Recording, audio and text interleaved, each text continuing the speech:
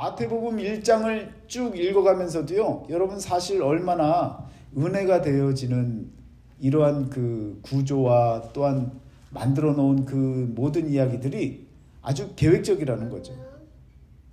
이런 계획적인 그 말씀의 그 의도를 우리가 잘 깨달으면 복음, 예수 그리스도라고 하는 복음을 알아야 될 유대인들, 그 유대인들에게 전할 수 있는 어떤 이러한 계기를 만들고 더불어서 예수 그리스도를 증거하는 이 마태의 지혜는요, 사람의 지혜라고 말할 수가 없는 거는 하나님이 주신 지혜인 거죠.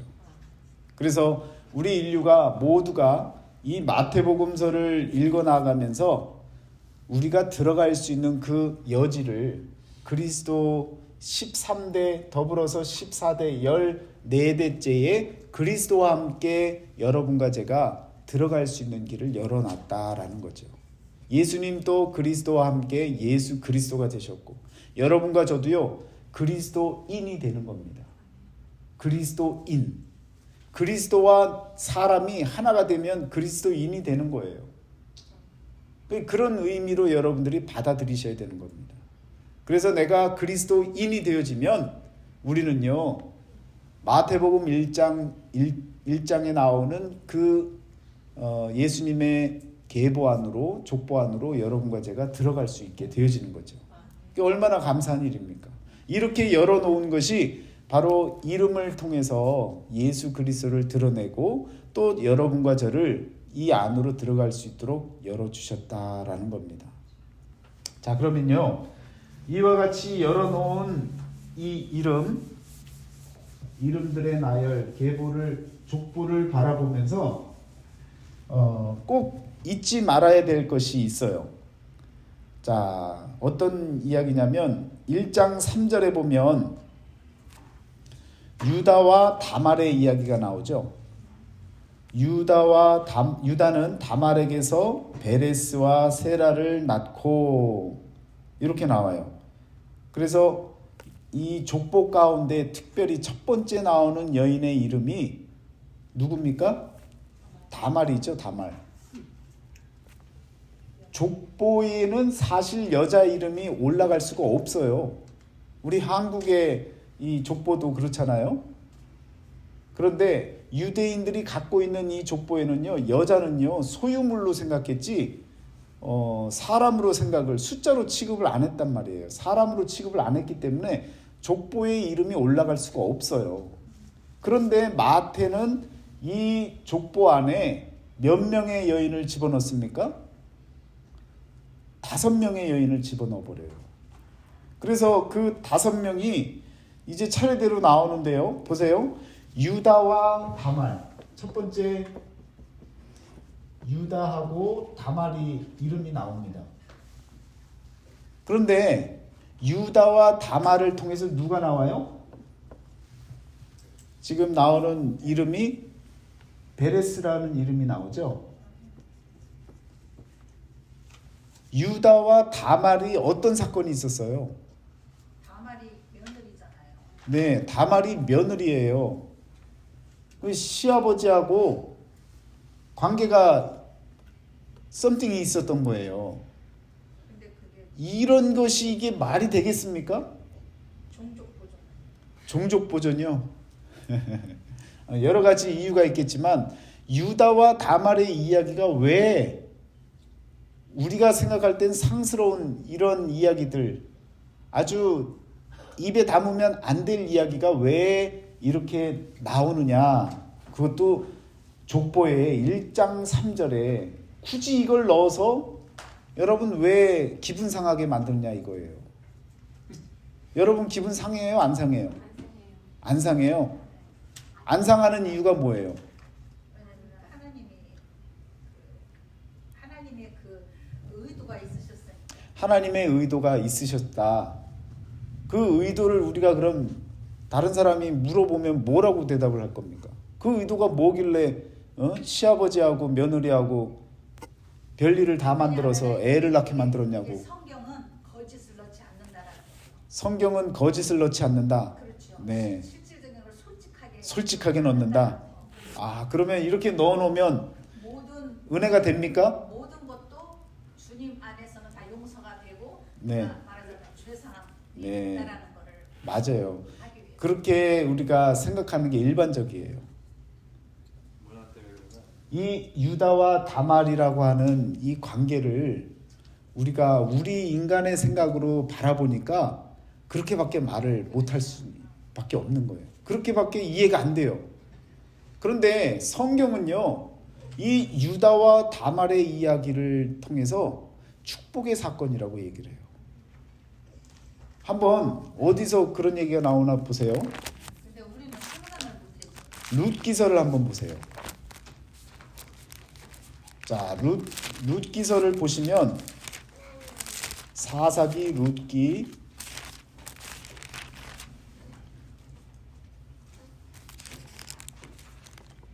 그 얘기가 어디에 나옵니까? 자, 룻기서 4장 12절을 보세요. 같이 읽습니다. 여호와께서 이 젊은 여자로 말미암아 내게 상속자를 주사 내 집이 다말이 유다에게 낳아준 베레스의 집과 같게 하시기를 원하노라 하니라. 하하, 여러분, 우리는 상스러운 일이라고 생각하고 입에 담지 못할 이야기라고 생각을 하고 성경의 예수님의 족보 가운데 이런 일이 일어난 것에 대해서 언급하기도 꺼릴 일인데, 보니까 보아스와 룻이 결혼을 할 때 그들의 가정을 유다와 다말의 가정처럼 되어지기를 축복하는 장로들의 이 선포를 성경에서는 적어내고 있다는 거죠. 그러니까 이게 절대로 뭐라는 거예요? 나쁜 일이 아니라는 거죠.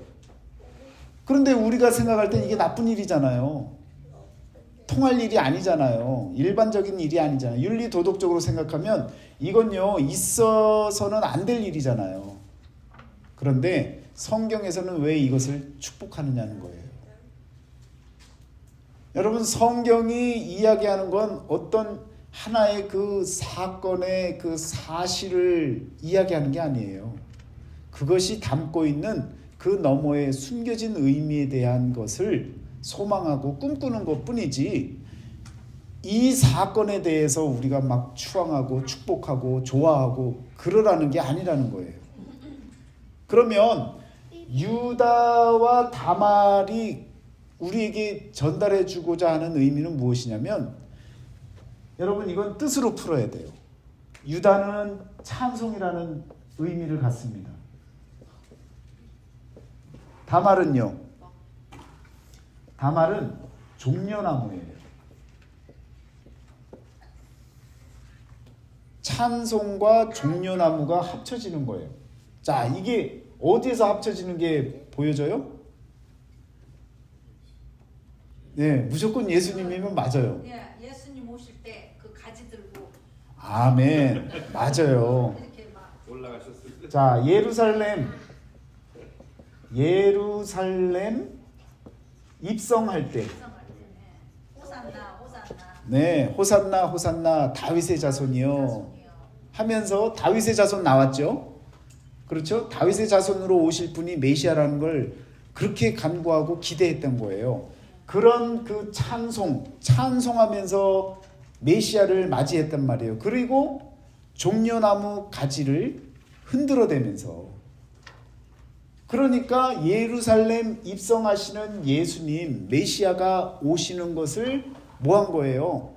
드러내는 그 장면을 구약 성경에서 이미 보여주고 있는 거예요. 이렇게 유다와 다말이 합쳐져서 베레스라고 하는 자식을 낳아요. 이 베레스라고 하는 자식이 갖고 있는 의미는요, 터진다는 거예요. 터진다, 깨진다, 터진다. 그러면서 또 더 나아가서는요, 나뉘어진다. 그러면서 구별되어진다라는 거예요. 구별되어지는 그러한 이런 생명이 나오는 거죠. 그러면 예수님은 세상과 구별되어지는 거예요. 구별되어지는 이 존재가 예루살렘으로 들어가는 거죠. 그러니까 이 족보에서 유다는 다말에게서 베레스를 낳고 라고 하는 이 의미가 예수님에 대한 그 그리스도에 대한 이 간구함 또 소망을 품고 있는 자들에게는요, 이 사건에 대한 이야기가 아니라 여러분 이 유다와 다말이 담고 있고 그들이 합쳐져서 결국은 드러내려고 하는 그 이미지가 바로 예수 그리스도에 대한 예루살렘에 나타나시고 입성하실 그분에 대한 그림자를 구약에서 나타내주고 있다는 거예요. 그 얼마나 여러분 이 사실을 알면 예수 그리스도를 통한 이 구별된 모습을 생명을 갖는 그런 가정이 얼마나 복된 가정이겠습니까? 그러니까 장로들이 그걸 아는 거예요. 말씀으로 장성한 이가 그걸 아는 거예요. 그러니까 보아스와 룻에게 이런 가정이 되기를 바란다는 거죠. 구별된 가정, 예수 그리스도를 나타내는 그런 가정, 그런 가정이 되기를 원한다는 거죠. 그게 이제 축복의 말 아닙니까? 이것이 바로 룻기서에서 언급해주고 있는 유다와 다말의 이 관계가 축복된 관계, 아주 복된 관계라고 하는 것을 우리에게 이야기해주고 있다는 거예요. 우리의 눈으로는 더러운 관계예요. 이런 관계는 있어서는 안 돼요. 그러나 그 관계를 말하려고 하는 것이 아니라는 거예요. 그 너머의 것을 우리가 이해하고 받아들여야 성경이 이해가 되지요. 이게 왜 축복이고 이게 왜 계보 안에 들어가야 되고 이게 왜 하나님의 뜻과 같이 계획이 있으신 그런 모습의 관계냐라고 이야기할 때는요, 우리가 이렇게밖에 표현할 수 없는 거예요. 자, 이 관계가 보세요. 창세기예요. 어디에 나옵니까? 38장에 나오죠. 그런데 참 기가 막힌 이 사건을 보세요. 창세기 37장 그리고 창세기 38장, 창세기 39장. 자, 37장의 끝자락에 보면 그 미디안 사람들은 그를 애굽에서 바로의 신하 친위 대장 보디발에게 팔았더라. 이렇게 나와요. 그렇죠? 그리고 나서 넘어가서 39장으로 딱 가보세요. 그럼 연결이 딱 되어져요. 요셉이 이끌려 애굽에 내려가매 바로의 신하 친위 대장 애굽 사람 보디발이 그를 그리고 데려간 이스마엘 사람의 손에서 요셉을 산이라. 그렇죠? 이 이야기는요, 유다와 다말의 이야기가 들어가 버려요. 자, 말하자면요, 이야기가 이렇게 계속 연결이 되잖아요. 창세기에 4대에 걸친 이야기가 계속 이렇게 나오잖아요. 그런데 여기에 갑자기 여기 37장, 39장 이야기가 잘 이어지고 있는데 갑자기요, 유다와 다말의 이야기를 여기 집어넣은 거예요. 그렇죠? 엉뚱하게 갑작스럽게 집어넣어서 들어간 얘기가 된 거예요. 성경을 읽으면서 쭉 읽어나가는데 스토리에 갑자기 뭔가 하나 쑥 들어가고 이건 뭐지? 하고 읽어나가고 다시 보니까 본래 자리로 돌아가는 거예요. 그 이야기가 바로 유다와 다말의 이야기, 그 이야기가 여기에 나오는 거죠. 그런데 이 양쪽의 이야기는 뭐냐면 요셉의 이야기예요. 요셉. 또 하필이면 또 왜 요셉이에요?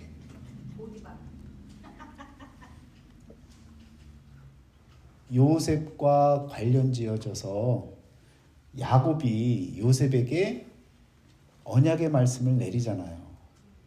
두 아들을 다 자신의 이름으로 입적시켜버리고 네 후에 나오는 자녀들은 다 네 것이다라고 얘기를 했는데, 요셉은요 그렇게 유언의 말씀을 듣고 언약의 말씀을 듣고 자식이 없었어요.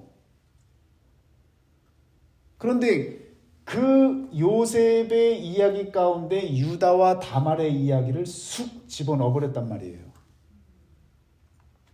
유다와 다말의 이야기를 통해서 드러나는 인물은 예수 그리스도이십니다. 이미 말씀드렸잖아요. 그러니까 예수 그리스도를 이 가운데 쑥 집어넣어 놓고 요셉의 두 아들을 야곱이 뺏어버려요. 그리고는 요셉이 자식은 그 이후에 없습니다. 그런데 야곱은 요셉에게 네 후에 이 일 후에 나타나는 네 자식은 다 네 자식이다, 그렇게 이야기를 한단 말이에요. 그런데 자식이 없었어요. 그런데 자식이 없이 죽었는데, 아니 세상에 신약에 와서 보니까 예수님의 아버지가 누구예요? 육의 아버지가 누구로 나타나요? 요셉. 요셉으로 나타나는 거죠. 같은 이름으로. 신기하지 않으세요? 그런데 요셉의 또 아버지는 누구예요? 마태복음 1장에 나오잖아요. 누구예요? 미디안? 아니. 누구긴 누구겠어요? 야곱이지요. 맞아. 그러니까 이게 없었던 일이 아니라 있었던 일인데, 역사적인 사건인데 하나님께서는요 이와 같이 맞춰 가시는 거예요.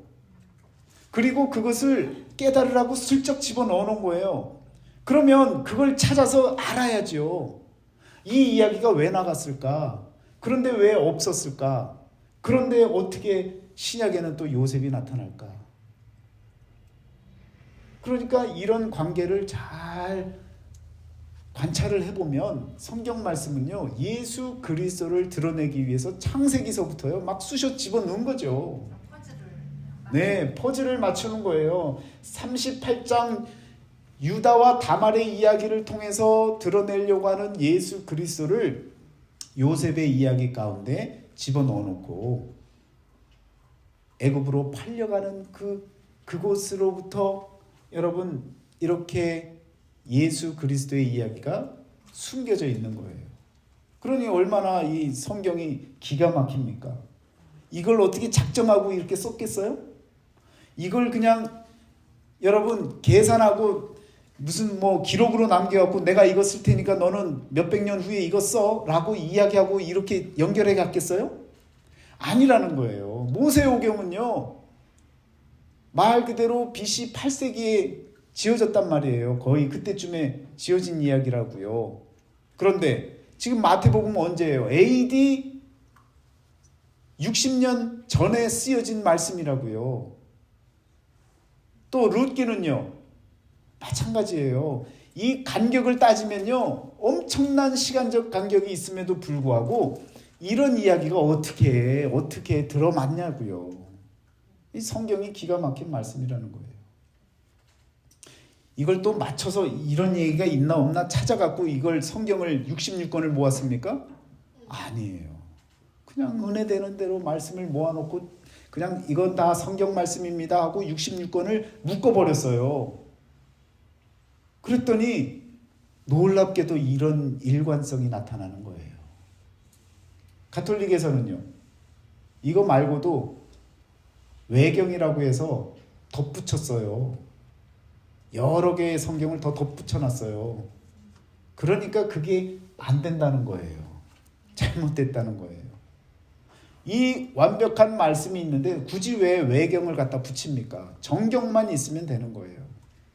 분명히 딱 떨어지는 말씀만 있으면 되는데 왜 말씀을 가감하느냐고요. 왜 덧붙이고 왜 빼고 하느냐고요. 자, 이와 같이 여러분 이 유다와 다말의 이야기, 이 이름들이 이렇게 들어갈 수 있는 이유가 바로 예수 그리스도를 드러내는 그런 말씀의 족보의 이야기가 참 기가 막히게 어떻게 이런 관계 속에 이런 이름들을 뭐 후대에 이걸 만들어 갖고 짜맞춘 거예요? 아니에요. 주어진 이름들에 그 이름들이 다 있었는데 하나님은요 우리가 상상할 수 없는 일들을 만들어 가시는 거예요. 그러니까 몇천 년 전에 일어났던 일이 그들의 이름이 어떻게 이와 같이 굳이 유다와 다말이냐고요. 그리고 왜 예수님이 그냥 그 찬송하고 그냥 종려나무까지 흔드는 그 사이로 왜 나타나시냐고요. 이건요 만들래도 만들 수가 없는 아주 하나님의 작품입니다. 그리고 그것을 갖고 축복이라고 룻기서에서 장로들이 말씀으로 장성한 이들이 선포하고 그것을 또 마태복음에서 말씀을 깨달았던 마태가 계보 가운데 그 이름들을 적어내 가고 있다는 거죠. 그 첫 번째가 바로 유다와 다말의 이야기가 되어지는 겁니다. 이렇게 구별된 가정이 되어지면 얼마나 복된 가정이냐라는 거예요. 여러분 다시 바꿔 말하면 우리 가정을 통해서 예수 그리스도만이 드러난다면 그 가정보다 복된 가정이 어디 있습니까? 그런 축복의 언어가 어디 있어요? 여러분과 저는요 우리의 가정을 통해서 예수 그리스도가 드러날 수 있도록 살아가야 되는 거예요. 그런 가정이 되도록 말씀으로 여러분 변화되어지고 회개하고 자꾸 바뀌어질 수 있는 그런 마음, 그런 은혜의 삶을 여러분과 제가 살아가야 된다는 것입니다.